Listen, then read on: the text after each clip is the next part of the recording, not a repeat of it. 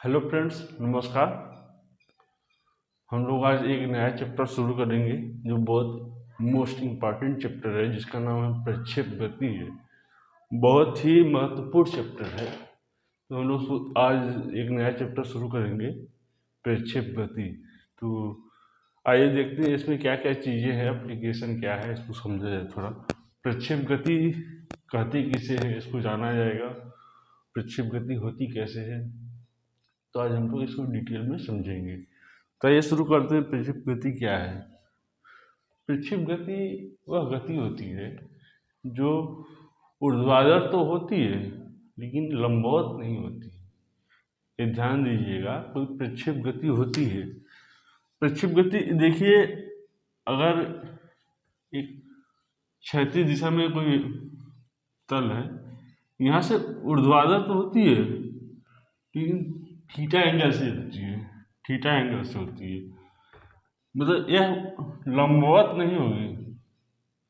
जब सरल रेखीय गति होती है तो लंबवत होती है, लेकिन जब प्रक्षेप गति होती है तो ऊर्ध्वाधर तो हो रही है, ऊर्ध्वाधर तो हो रही है लेकिन लंबवत नहीं हो रही है, और यह थीटा एंगल कोण के साथ चलना शुरू करती है। और यह प्रक्षेप गति एक मैक्सिमम ऊंचाई तक जाता है और वहां से फिर डाउन होना शुरू हो जाता है।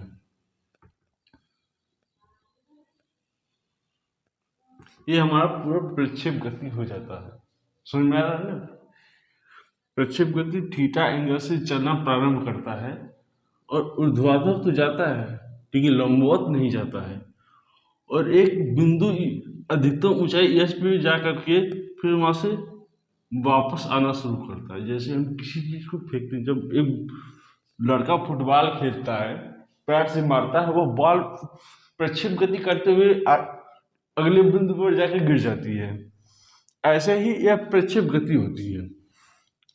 यह कोई कण है जो बी वेग से चलना प्रारंभ करता है तो इसको दो घटक में तोड़ देते हैं। ये दो बीमी गति होती है, तो हम इसको दो घटक में तोड़ देंगे।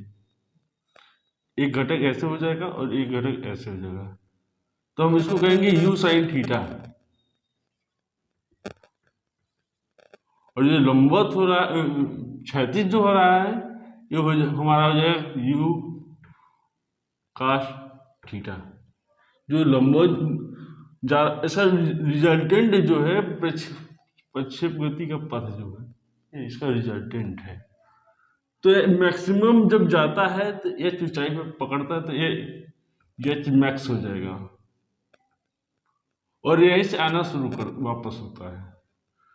तो यह यू वेग से अगर चलना प्रारंभ करता है और टी स्मॉल टी टाइम में यह बिंदु किसी बिंदु ए पर पहुंच जाता है, तो यू वेग से ए तक जितना समय में पहुंचेगा उतने ही समय में टी समय में स्मॉल टी समय में उतना ही समय में यह वापस यहाँ पर आकर गिरेगा। समझ में आ रहा है ना? तो यह हमारा प्रक्षेप गति हो जाएगा। अब यह होता है कि कितनी दूरी तय किया, तो हम कहेंगे कि यह आर दूरी तय किया, कैपिटल आर दूरी तय किया। अब कैपिटल आर दूरी होता क्या है, इसे हम परास कहते हैं। यह क्या होता है? परास होता है। परास को कैपिटल आर से प्रदर्शित करते हैं, कैपिटल आर हो जाता है, परास हो जाता है। और यह जब जितना समय लिया कुल आकाश में उड़ते समय, ऊपर ऊर्ध्वाधर कितने समय तक ऊपर रहा, टोटल इसका उड्डयन काल होता है, उसे कैपिटल टी कहते हैं। टोटल उड्डयन काल कैपिटल टी जब हो जाता है, तो जो जितना समय स्मार्ट टी में गया था उतना समय स्मार्ट टी में आया, तो हम कहेंगे कि कैपिटल टी बराबर 2 स्मार्ट टी होता है। ठीक ना? अब समझने वाली बात यह है इसमें कि जब हमारा कण जब यू वेग से चलना प्रारंभ करता है और जब पृथ्वी से ऊपर जाता है, ऊर्ध्वाधर जाता है, तो इस पर एक ग्रेविटेशनल फोर्स भी लगेगा जिसे हम -g से डिनोट करते हैं। माइनस जी, वह कण पर लगातार ग्रेविटेशनल फोर्स लगता रहेगा जो माइनस जी होगा। यहाँ पर भी माइनस जी लगेगा, यहाँ पर भी माइनस जी लगेगा, यहाँ पर भी माइनस जी लगेगा। मतलब ग्रेविटेशनल फोर्स हर जगह लगता रहेगा उस कण पर। जैसे ही वो पृथ्वी तल से या समतल से जैसे ऊपर उठा, वह ग्रेविटेशनल फोर्स के अंतर्गत उसे पृथ्वी अपनी तरफ खींचना शुरू कर देती है। इससे हमें रिजल्टेंट मिला क्या? हमें रिजल्टेंट ये मिल रहा है कि जब ये यू वेग से आगे बढ़ा तो कहीं ना कहीं यहाँ पर आया और मैक्सिमम बिंदु ए पर जब आया जिसका वेग 0 हो जा रहा है। लेकिन बहुत मजे की बात यह है कि इसमें दो वेग हैं, एक है यू साइन थीटा, एक है यू कास थीटा। इसमें दो वेग है यहाँ पर। तो जब यह मैक्सिमम पॉइंट पे आ रहा है तो यू साइन थीटा तो हमारा 0 हो जा रहा है और यू कास थीटा 0 नहीं है। क्यों? अगर यू साइन थीटा भी 0, यू कास थीटा भी 0 हो जाता और दोनों वेग 0 हो जाते तो वहीं से मेरा बिंदु सीधे नीचे गिर जाता, तो वो आगे नहीं बढ़ता, वो यहीं से नीचे आ जाता।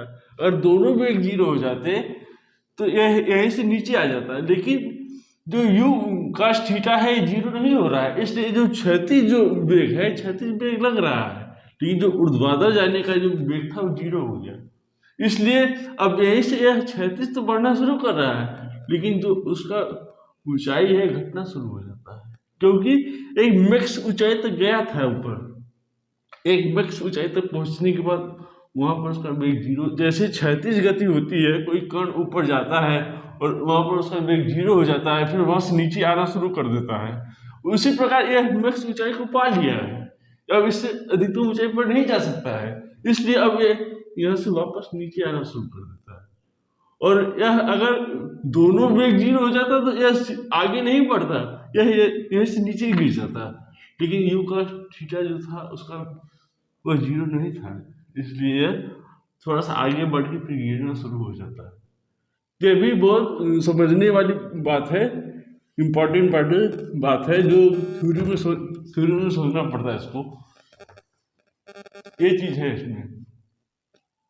तो हमसे 3 फार्मूला पूछा जाता है इसमें, टोटल वुडन क्या कितना था, परास कितना था और अधिकतम ऊंचाई कितनी थी। ये 3 चीज पूछी जाती है हमसे और तीनों का फार्मूला हम डेरिवेशन करेंगे। डेरिवेशन तो इंटरमीडिएट में आता है, लेकिन रेलवे में देखा जाए तो डेरिवेशन नहीं पूछेगा, सीधा फार्मूला पे रख के हमको सॉल्व करना है। तो डेरिवेशन ना करके सीधे हम अगर फार्मूला को ही लिख देते तो क्या दिक्कत है। डेरिवेशन करेंगे तो डेरिवेशन तो इंटर में पूछता है और यहाँ पे डेरिवेशन की जरूरत नहीं है। तो अगर हमसे पूछ देता है परास आर पूछ दे, अगर